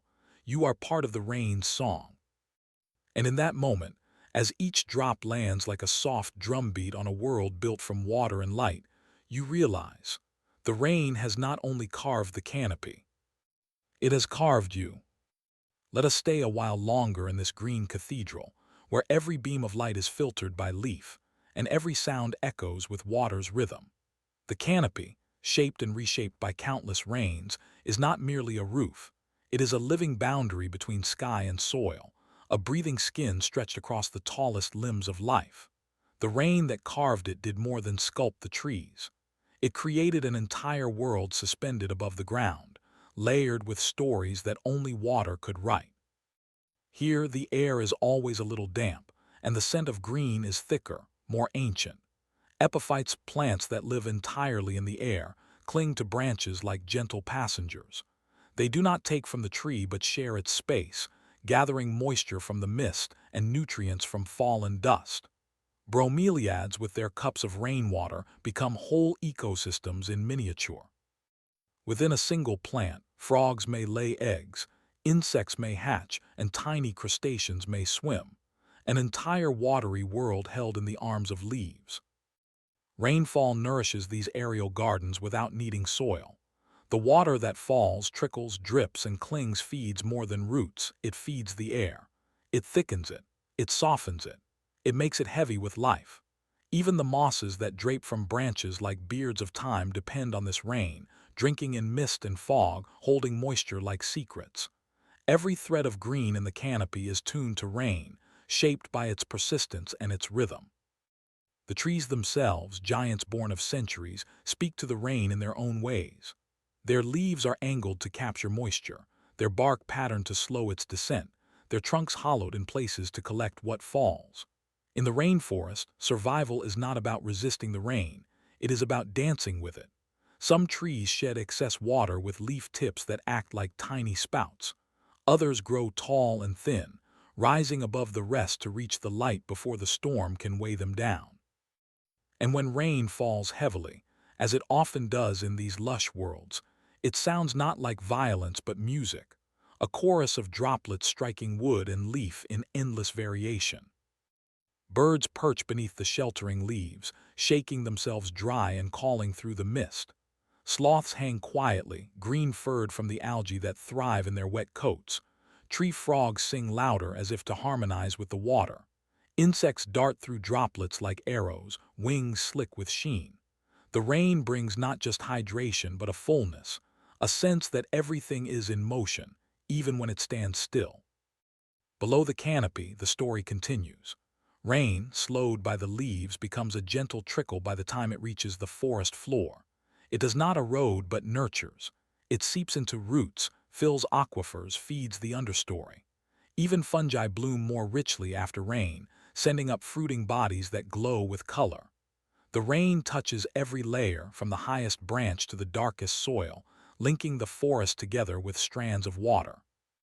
And sometimes rain doesn't fall, it floats. In the early morning, the canopy holds the mist close, like breath that hasn't yet decided to exhale. The trees drip not from fresh rain but from condensation, water drawn from air, coalesced on leaves, released slowly, tenderly. Even when skies are clear, the forest creates its own rain in this way. It becomes its own weather, its own sky, its own cloud. In some forests, the canopy is so dense that rain may take 10 minutes to reach the ground. In others, it vanishes entirely into the green before ever touching earth. This interception is not wasteful, it is sacred. Every drop is used, shared, passed along. In this way, the canopy teaches a form of generosity. Nothing is hoarded and nothing is rushed. Rain does not belong to a single leaf. It moves through them all. We often think of water as something we use, as resource, as tool, as commodity. But in the forest, rain is not used. It is welcomed. It is allowed. It is received with reverence. No leaf competes for it. No tree demands more. Instead, the rain shapes behavior. Trees time their flowering with the seasons of moisture. Animals birth their young with the coming of the wet months. Fungi bloom in pulses after downpours. Rain is not just weather. It is a calendar. It is a promise. And in this promise, life adapts in extraordinary ways. Certain seeds lie dormant for years, waiting for the precise moment when the rains return. Some tree species synchronize their fruiting with seasonal rainfall so that animals feast in abundance and spread seeds far and wide. Others bloom just before the rains come so that pollinators arrive when water returns. These are not coincidences, they are relationships built slowly through generations. The rain does not dictate, it invites, and life answers. High above, some leaves catch rain so delicately they seem to tremble with the weight of a single drop. Others splash loudly, their broad surfaces celebrating each hit like a drum. After the rain passes, the forest does not fall silent. It drips, it breathes, it steams. The air fills with rising mist, the scent of wet bark, the sigh of green returning to motion. Even the insects sound different, deeper, fuller, as if tuned by moisture. And if you walk through the forest in such a moment, your footsteps softened by damp leaves, you will understand something wordless, that this place was carved not in violence but in care, that the rain, in all its persistence, shaped not just the trees but the spaces between them, that without the rain the canopy would be quieter, emptier, less alive. It is the rain that brings the music. It is the rain that gives the shape. It is the rain that teaches the forest how to grow without haste. And perhaps in watching it fall, we are reminded of how we too might move, gently, rhythmically, purposefully. We too might soften the world by returning, drop by drop, to what truly nourishes. The rain carved the canopy, and in doing so, it carved the world. Let us return once more to the high hush of the canopy, where droplets still cling to leaves like pearls and the world glows faintly green through a curtain of falling water. In this place, time does not move in hours, it moves in rains. Each season is marked not by calendars, but by the arrival of clouds, the scent of wet bark, the sudden bloom of moss on trunk and stone. And here at the top of the world's oldest living structures, we understand what rain has built, not only a forest, but a philosophy of slowness, softness, and shared becoming. The rain never carved the canopy with haste. It sculpted it in rhythm, returning again and again, not as a single storm, but as a faithful presence. And what it built was not just architecture, but intimacy, a closeness between leaf and drop, between light and shadow, between sky and soil. The canopy is not just a collection of branches. It is a place of memory. Every droplet that falls joins a story already in progress. Every tree here holds the imprint of 1,000 rains. And the trees remember. In their bark are the scars of wind and water. In their rings are the echoes of flood and drought. In their shape is the record of leaning, growing, opening toward rain. Each bend in a trunk, each twist of a limb is an answer to the weather that came before. And yet the trees do not harden against rain. They welcome it. They yield. They adapt. And in this soft resilience they become strong. Beneath the canopy, rain becomes language. When it begins, it is felt before it is heard. Humidity thickening, air turning electric, leaves shivering in anticipation. Then the sound begins, soft at first, then fuller, then rhythmic. The forest listens. Some creatures go quiet, others begin to sing. Flowers close, mushrooms open, vines drink deeply. The whole ecosystem shifts in reply. It is not chaos, it is choreography. And after the rain, the air changes again. It becomes saturated with scent, of bark, of loam, of flowers that only open in the wet. You can taste the minerals in the mist, feel the cool weight of evaporating drops as they lift back into sky. Light returns slowly, broken by beads of water on leaves. Rainbows sometimes stretch between trees like bridges of breath. Everything glistens. Nothing hurries. This cycle, rain, pause, bloom, is the heartbeat of the canopy, and its effects ripple outward. The forest floor responds to what happens above. Seeds germinate because of what is caught in the canopy's net. Rivers rise because the leaves released water in time. Fires are softened. Winds are diffused. The canopy, shaped by rain, becomes a guardian not just of the trees but of all life beneath. And even beyond the forest, the rain from the canopy finds its way into aquifers, into streams, into veins of stone. It carves mountains, carries nutrients to the sea, lifts again into the sky. The cycle is not closed, it is continuous. The drop that fed a leaf yesterday might nourish a cloud tomorrow. And in this grand spiral of exchange, we too are held. For we are not outside the forest's breath. We are part of it. The oxygen in your lungs was released by leaves. The water in your blood once fell as rain. Even your bones, calcium drawn from ancient roots, carry the forest's history. When we breathe, we participate. When we drink, we remember. When we walk beneath trees, we step into the long conversation between rain and leaf that made our world possible. In some cultures, the canopy is sacred. It is the temple roof of the earth. Shamans and monks alike have listened to the rain in its rafters. Children have learned the names of birds from the echoes above. Stories have been passed down like water, spreading, sinking, soaking into the soil of memory. And even in places where the canopy has been cut, the rain remembers. It returns. It invites growth again, green again, life again. But the canopy needs time, it needs peace, it needs space to rise. A tree may grow quickly in height, but the canopy takes generations to form. It takes the slow interweaving of limbs, the soft competition for light, the long dance of adaptation. And once formed, it is fragile not in strength but in balance. Cut one piece and others must shift. Remove too much and the whole rhythm falters. Still, the rain continues. It finds its way to the smallest sapling. It lingers on the broken stump. It seeps into the places we thought lifeless.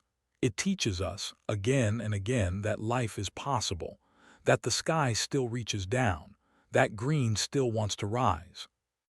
And so, even in cities, on rooftops and balconies, we plant. We watch the rain fall on leaves that reach through fences and cracks. We mimic the canopy. We remember it. We protect it. Because it is not just part of the forest, it is part of the earth's own lungs, its own skin, its own slow language of becoming.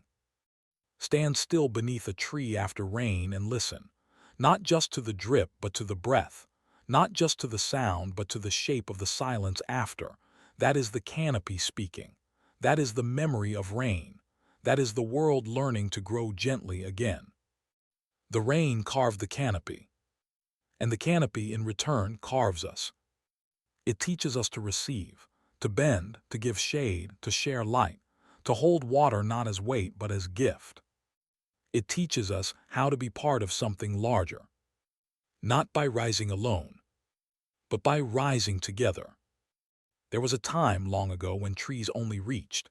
They grew tall with yearning, sent their branches skyward in silence, rooted themselves deep into soil, and held their place in the world with patience. They did not move. They did not wander. Yet something in them, something ancient and wordless, longed for the sky, not just to touch it, but to rise into it. And slowly, over millions of years, the trees found a way, not by lifting their trunks or tearing their roots, but by letting their seeds fly. It began with simple adaptations, seeds carried on wind, released from pods that twisted open at just the right moment. Light as whispers, they floated into the air and traveled far from their parents' shadow. Some drifted like dust, others spun like tiny helicopters. Some rode the breeze with wings so delicate they seemed spun from spider silk. These were not just reproductive strategies. They were beginnings of movement. The trees, in their stillness, had found a way to roam. In every forest today, we see the echoes of that ancient innovation. Maple seeds fall with a spiral corkscrewing downward as if dancing through the air. Cottonwood seeds drift on tufts of white, turning sunlight into buoyancy.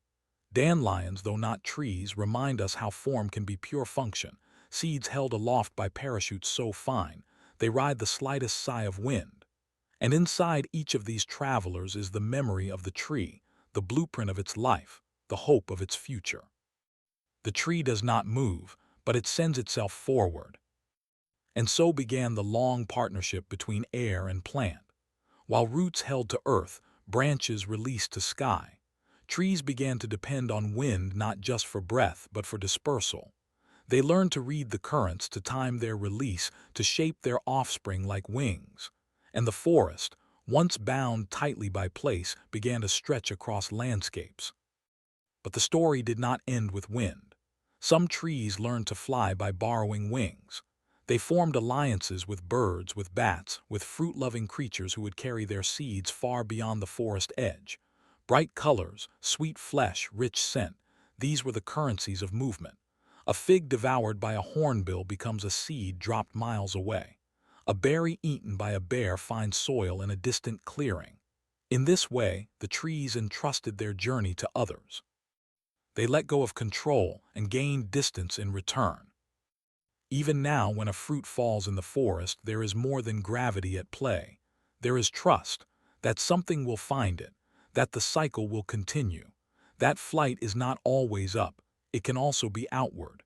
The tree becomes not just a shelter or a giver of shade, but a launch pad, a place where stillness gives rise to movement.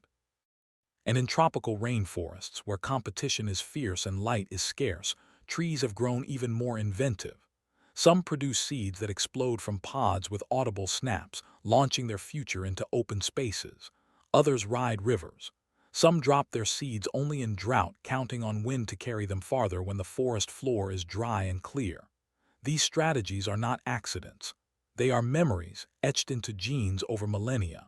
Proof that movement is not about speed, but about intent. High above the canopy, birds fly from limb to limb, unknowingly acting as couriers. Bats thread the night sky with silent wings, dropping seeds into moonlit soil. Even insects, carrying grains of pollen, become part of this great arboreal exodus. The trees have learned not to chase the wind, but to join it. And perhaps most remarkably, the forest itself has become an agent of flight. In places where tree species depend on one another, sharing shade, nutrients, pollinators, the migration of one becomes the migration of many. A wave of green ripples across the landscape over centuries as seeds take root in distant ground and slowly stitch a new canopy from memory. The forest is not stationary. It walks. It breathes. It drifts like a tide we cannot see, slow but unstoppable. We often think of trees as symbols of permanence, but they are also vessels of motion. In each leaf, each branch, there is tension, a pull upward, a stretch toward light, a yearning for space. And in each seed there is freedom, a falling away, a letting go. The tree that learned to fly did so not with wings, but with surrender, with trust in wind, in sky, in chance. Close your eyes now and imagine the hush of a forest just before dusk. A breeze stirs the upper branches. Somewhere high above, a seed pod splits with a soft crack. Tiny winged seeds drift into the air, caught in golden light. They spiral gently, weightless, directionless, yet destined. One lands on your shoulder, another on your palm. You feel not the weight of a tree, but its dream. This is how the forest moves, quietly, lightly, patiently. Not all that flies has feathers. Not all that soars leaves the ground. And sometimes, the most beautiful flight begins in stillness.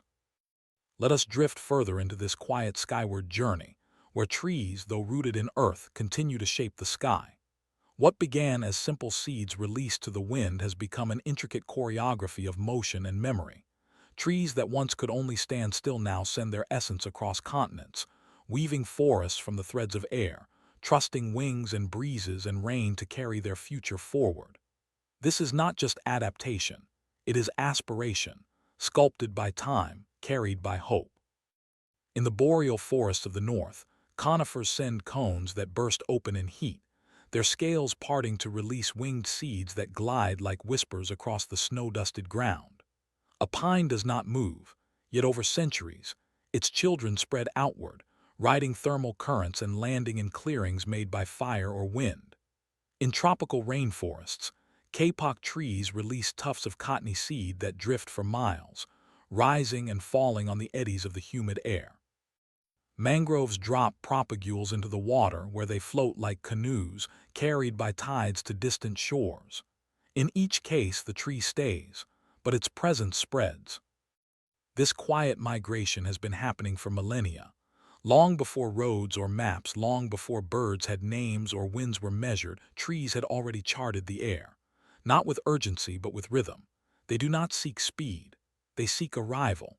And so they wait for the right season, the right wind, the right moment to let go. Their seeds fall not with fear, but with faith, that somewhere soft soil waits and the sky will guide them home. Sometimes that journey is short, a few meters, a few moments of flight. Other times the path is long. A seed may travel hundreds of kilometers before finding rest. Some remain dormant for years, waiting for fire or rain or the absence of shade. Some lodge in cliffs.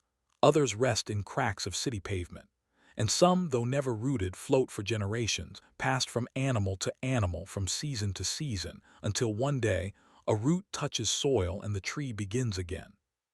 Flight for trees is never wasted. Even the seeds that do not land, that are eaten or buried or broken, become part of the forest's breath. They feed, they fertilize, they offer themselves to the next, because movement in the world of trees is never about the individual. It is about the continuation of form, the persistence of presence, the widening of green across space and time. This is the paradox of trees. They are still, yet expansive. They are patient, yet ambitious. Their roots grip the ground, but their seeds write poems in the wind. And in this duality, they embody a kind of wisdom rarely named: to hold fast while letting go, to stay grounded while allowing yourself to be carried. Even in places shaped by human hands, the flight of trees continues. In cities, saplings emerge in gutters, in the cracks of sidewalks, in forgotten corners where seeds fell long ago. We plant trees for shade, for beauty, for memory. But often we forget that those planted trees, too, have plans beyond our vision. Their seeds will fly. Their children will grow in places we never imagined. They are not bound to our gardens or parks. They are part of the forest's wider story. And the forest, though fragmented by roads and fences, is still a single body, still moving, still reaching. Corridors of green connect distant patches. Birds that nest in one tree will feed in another. Pollinators carry messages between blossoms. Wind stitches one canopy to the next. And through these connections, seeds continue to fly, carried by wings and fur and air. The map of the future forest is written not in boundaries, but in breezes. In some parts of the world, ancient forests are migrating. As climates warm or cool, the edges shift. Trees slowly extend their range, following temperature and rain, not with footstep or engine, but with seed and time. 1,000 years from now, the trees we know may grow in places we do not expect. Not because they were moved, but because they moved themselves, softly, patiently, one flight at a time. And there is something deeply comforting in this, that even as the world changes, as landscapes shift and borders rise and fall, the trees remember how to move, that no matter what is built around them, they have not forgotten how to fly, and in their motion they bring balance. They create shade where there was none, they hold soil, they cool air, they invite birds, they offer fruit, they continue. There are seeds small as dust that travel farther than we ever will. There are trees, rooted in stone, whose children float over oceans. There are groves that began with one drifting seed that happened to land in the right moment of silence. The miracle of forests is not just in their height or age, but in their ability to begin again, somewhere new, somewhere unknown, somewhere guided only by wind. Close your eyes and picture it, a forest slowly unfolding across the horizon, not as conquest but as invitation. Each tree rooted in stillness, each seed carried by flight. Together they form a slow dance, a migration without feet, a journey without roads. This is how trees travel, with grace, with trust, with time. They have learned not to run, but to reach. Not to chase, but to release. And in doing so, they have learned to fly, not with feathers, but with faith. Let us follow one last time the path of a drifting seed, soft, weightless, spinning slowly through the quiet air. It is dusk now in the forest canopy. The sky glows with the last golden light of day, and far below, the roots of ancient trees rest in deepening shadow. But here, in the space between branch and breeze, flight still happens. Not fast, not loud. Just one seed falling gently, the final breath of a tree that has stood for 100 years, whispering its story into the wind. This is the final miracle of trees, that even in stillness they remain in motion, that even when rooted they reach new lands, that their lives extend far beyond their trunks, far beyond their shade. Every falling seed is a gesture of faith, a gift to a world unseen. And every forest, no matter how vast or old, began with such a flight, with one seed that dared to drift beyond the familiar. In the highlands of Papua, wind-scattered trees find perches on cliffs where no foot has stepped. In Patagonia, seeds carried by condors find rest in hidden valleys. In deserts, acacia seeds are carried in the fur of passing antelope, then dropped at the edge of a dry riverbed where one day rain might return. And in every continent, from island jungles to mountain slopes, trees rewrite the map, not with machines or noise, but with breath, patience, and drift. It is not just that trees learn to fly, it's that they learned when to let go. Each seed is released at the perfect moment, when the pod dries and splits, when the breeze shifts, when the rains soften the earth. There is no panic, no rush. There is only timing, silent, wise, and older than our understanding. The forest moves not with will, but with rhythm. And in that rhythm, everything finds its place. We sometimes forget how many forces work together to carry a single seed. The slope of a hill, the flap of a wing, the lift of warm air rising from sunlit stone, the passage of an animal, the pause of a predator, even the silence between gusts. Every movement shapes where a seed will land, and every landing writes a new beginning. And when a seed does find soil, when it lands not on stone or stream or shadow, but on that one perfect patch of ground, something ancient awakens. The shell softens. A root emerges, thin and pale. Then a shoot, green and brave. It may take days or years or even decades, but the tree begins again. And in its first unfolding leaf, the sky finds itself reflected once more. That tiny tree born of flight will rise slowly. It will stretch toward light, shape its leaves for wind, thicken its bark against storm. It will not remember its fall, but it will carry its origin in every cell. One day, it too will release seeds into the wind. It too will offer its breath to the air. It too will trust the sky to carry its future. And so the forest grows, not in rows but in waves, not in lines but in layers. And always there is motion. Even in what appears still, there is travel. Even in what seems permanent, there is change. In this quiet, soaring way, trees have touched every part of the planet. On volcanic islands newly risen from the sea, the first trees arrive by flight. On mountaintops too steep for footsteps, trees find footholds because a single seed dared to drift.